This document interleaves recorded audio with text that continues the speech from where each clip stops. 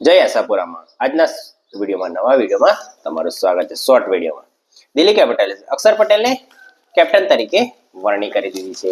દિલ્હી કેપિટલ્સે અક્ષર પટેલને કપ્તાન તરીકે જાહેર કેપ્ટન બનાવ્યો છે.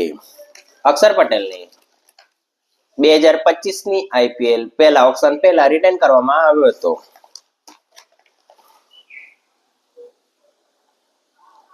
અક્ષર પટેલ ઋષભ પંતની જગ્યાએ કેપ્ટનશીપ તરીકે રહેશે. આ વખતની આઈપીએલમાં અક્ષર પટેલ દિલ્હી કેપિટલ્સનો કેપ્ટન હશે. દિલ્હી કેપિટલ્સમાં આ વખતે કેએલ રાહુલ રમશે. ઋષભ પંતને 26.25 કરોડમાં લખનઉ સુપર જાયન્ટ્સે ખરીદી લીધો છે. આ વખતે લખનઉ અને દિલ્હીની મેચ વિશાખાપટ્ટનમમાં રમશે. જો દિલ્હીની મેચ દિલ્હીમાં રમાતી તો હાર્દિક પટેલનો જે મુંબઈ ઇન્ડિયન્સ ઇસ્યુ થયો હતો એ ઇસ્યુ ફરી થઈ શકે છે. એટલે દિલ્હી કેપિટલે અક્ષર પટેલને કેપ્ટન બનાવવામાં આવે છે. કેએલ રાહુલ આ વખતે કેપ્ટનશીપ નહીં હોય તો કેએલ રાહુલ જબરજસ્ત રમશે.